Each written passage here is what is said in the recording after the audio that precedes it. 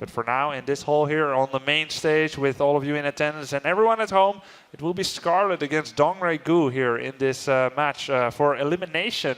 They're already in the loser bracket. If we just take a look at their run through the tournament thus far, it's, well, Scarlett, she was seeded, I think. Seeded into winner bracket round 4, was she?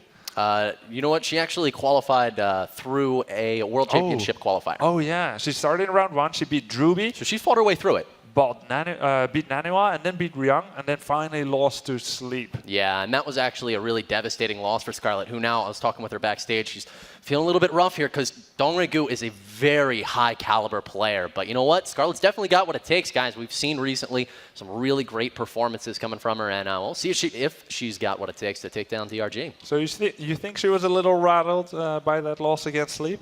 Well, she said she was, but I mean, look, she's still got a lot to go on with this event, no matter whether she wins or loses here. Of course, she is on the World Championship foreigner team. Yeah. So this is certainly not the end of, even if she were to lose this, it wouldn't end her participation for this weekend or anything like that. But, I mean, Scarlett's a good player, and maybe she's just being a little hard on herself right now. Yeah, maybe. And maybe that's the kind of mentality that really helps as a player tries to get back in there, get their mindset right, that says even one loss is not acceptable for a player such as I. It's that kind of cocky mentality that a lot of the new young players have, even if they don't necessarily show it, and it's definitely something that works for them. That's a great point, Grubby. So we'll see if Scarlett is now, she's like, all right, I got to make up for this. There she is, looking pretty ready here. Always looking super chill. I hear some people clapping. You can give it up for Scarlett as well, guys.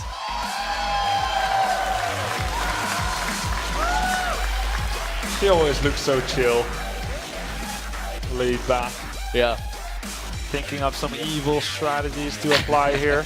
Probably thinking of visions of broodlings and infested terrans. Feel like maybe she's got something planned here. I asked her if she had anything, just like that. Did the zip across the mouth, so maybe. Very secretive. Here's her opponent, guys. Dongraegu, one of the best Zergs in the world right now. Give it up for DRG, guys. Both of these players facing possible elimination, as you mentioned, Grubby. We couldn't have more on the line here at IPL 5 with some of the best. Honestly, this is even more stacked than IPL 4. It's crazy. Yeah, it's really scary to think about. And of course, Dongraegu, he's no stranger to that finals position, that top 2 or even champion position. At all, yeah. Fallen a little bit off the radar recently, but definitely looking like he might be coming back. He did fairly okay in GSL, and when I say fairly okay, I mean his play was stellar, but of course he still just went down against some other players. And it's really all relative, right? He's said to be in a slump and or struggling, but that's against other GSL Code S players. Exactly, and I don't think it's as much that DRG has been losing skill as much as we've seen, it's a cap.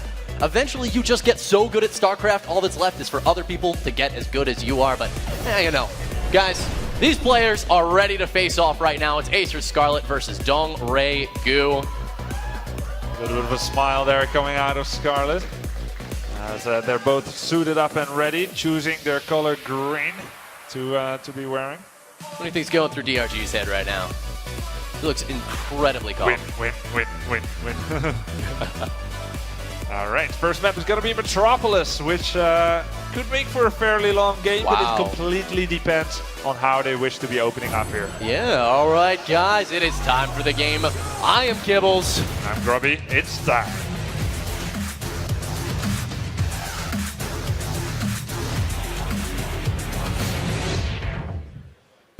IPL 5.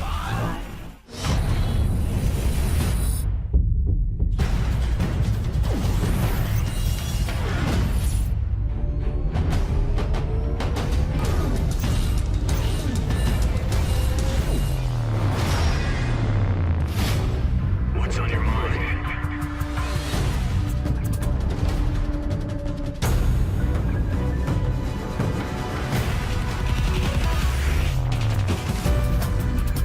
Welcome to IPL 5 Metropolis. The map is Metropolis, and these players are both Zerg. As you mentioned, Grubby, we could be in for a long match, but I wouldn't be surprised if there's a lot of slugging out in the process. In the 6 o'clock position, down in the south, the red Zerg player from Team Acer. Ladies and gentlemen, it is... Acer Scarlett.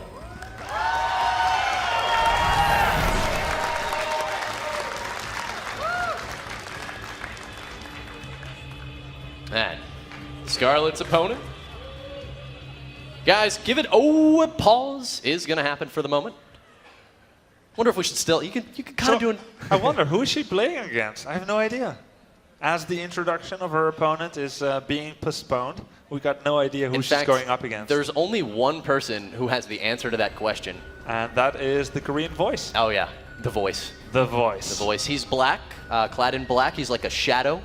If you guys haven't seen the Dark Voice, he's actually won 1,000 games with each race. And he's always there when you need him, which could be in 10 seconds from now or so. And he's going to introduce the player. Is the blue ZvZ here from South Korea, Team MVP.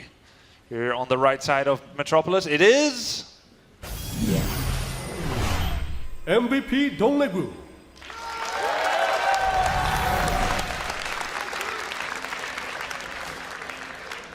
Thank you, voice. As both of these players are opening up with a 15 hatchery. And Dongraegu will follow that up with an extractor right away, and then a spawning pool, whereas Scarlett made the spawning pool first and then the extractor. Yeah, not too much of a deviation here. And it's really easy to get in with your overlords early. Get some scouting done, see, okay, my opponent's got gas faster. So a lot of times we actually see the player who's going to have less, they're going to get the speed later. They may push out with a couple of lings in the early, and then fall back as their opponent's speed kicks in, because you don't want to be caught in the middle of the field, of course, when metabolic boost kicks in for your opponent. But guys, I mean, you know, this is one of the, you know what, we're not running Atlantis Spaceship here, so I do believe this is the largest two-player map we currently have in the map pool. I guess Abyssal City is pretty big. It's it's a map not every one of you might know. It's not a ladder map, and also we don't really have it in any of our leagues. Maybe some of you guys here in the audience or at home, you are playing Playham, so I mean, there's any kind of level that you can play tournaments in, and Abyssal City is not really a map that we see very much, but the Koreans are intimately familiar with Abyssal City. It is a GSL map, and IPL 5 adopted the map for this tournament.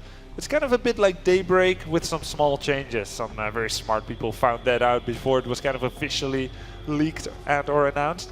It's just Daybreak turned on its side a bit. There's a lot of cool cliff ledges and cavern areas you can work around. Actually, it I does think make things there was pretty another map. interesting, Sorry about that. I'm sorry? There was another map that was like Daybreak, wasn't it? Yeah, there are Belcher Vestige. There's some familiarities between I messed it as up well. the maps. As you can see, I don't really play them very much either. Yeah, as you said, the Koreans, the ones that are intimately familiar. But all right, here we are, guys. Have either of these players made links? It doesn't quite look like it. Nobody moving across the field right now. But here's the thing. We just saw the vote percentages, and it is neck and neck right now. And, you know, this isn't like people are vying for prizes here. Yeah, you know, if you guys at home tuning in right now, even if you're here at the event, you can make votes on your mobile devices. You have potential to win a lot of prizes here, and we just saw that Scarlett is actually almost holding even with Dongraegu. A lot of people throwing up the hope for Scarlett. Yeah, of course, some people vote with their minds, some people vote with their hearts. And it kind of evens out to 50-50%, which is a very good distribution between the heart and the mind as well. Now, both players are playing very similar. They're both going for a Baneling Nest. We see one Baneling being morphed in for Scarlett and 0 for Dongraegu. He has that Baneling Nest, but he's just choosing to have it defensively mostly for now. Yeah, and you know, that's whenever we see the Baneling Nest in front of the natural expansion, it just makes it so nice because you can actually, well, in this situation, that's actually interesting. Scarlett built it pretty far forward. You can do a spine crawler behind the Baneling Nest, so that's probably why she's just not sensing any aggression out of DRG here, but it's actually a really nice setup. You can kind of get your queen sandwiched between the spine and the hatch, anything like that. But here's speed. You know, it's kicked in for both players now. Scarlett is moving out across the map with a couple of Banelings, but we can see DRG already making a few of his own. Now, I wonder whether part of the reasoning of making that Baneling Nest in the front is just to say, I have it. You should be scared. Don't attack me with the links, and then secretly you don't make any Banelings at all. Because why would you show your opponent any tech? I see that all the time in ZvZ, and it's just like, I have it. Don't attack. It really has been, it's popped up recently. We saw a little bit of it actually doing like IPL daily stuff, and you know, that's proven to be the advantage that it offers. We see people sandwich the queens, but other than that, man, there are definitely disadvantages. So, all right. Oh, nice move there by Dongraegu, killing one of the Banelings with just one Zergling. There's a lot of links and Banelings here for both players. Zerglings are going into Scarlett's main, and the Spire will be spotted that Scarlett is building on. It's going to be very close here. Two Banelings are going to move in. The Spine Crawler takes down both. that was a lot of Scarlett Banelings, but two about to connect. No, a huge quantity getting into the main base right now. Queen targeting down one of them does get a little bit of damage in. There's 3 banelings left, which is more than enough to blow up all of these drones if they do connect. Nice spread there by Scarlett. Oh! Very nice spread. No drones have gone down yet. The banelings are gonna connect with about 6, 7, 8 drones there. A huge loss for Scarlett, who is now facing continued pressure here from Dongraegu as he's morphing in more and more banelings and stringing more lings across the map. Grubby, is Scarlett gonna die right here? It's pretty tense. It's looking very much like it. 2 more banelings are coming in here, and they might make it all the way to the drones. Grubby with some, oh my god, these connects from Scarlett have been beautiful, killing off those banelings of Dongraegu. And yes, a lot of drones are very low right now, but she isn't dead yet. Yeah, in the meantime, she's making 3 Mutalisks. There's 1 out already. Of course, Mutalisk will give Scarlett the air superiority. But in the meantime, Dongraegu is double the supply. What a quick, intensive game here between these 2 players. More and more banelings are being morphed in, and that's it. GG! Dongraegu takes the first. Scarlett was not up to par in this game yet. Dongraegu pushed ahead very aggressively and was able to clinch the win fairly easily. Yeah. You know, that first train of banelings coming in, Scarlett just didn't split them quite well enough. She had 4, and there were 2 clumps for DRG, and if she could have split them, maybe could have, you know, made a lot more damage happen on those banelings. But overall, the aggression out of Dongraegu proving too much.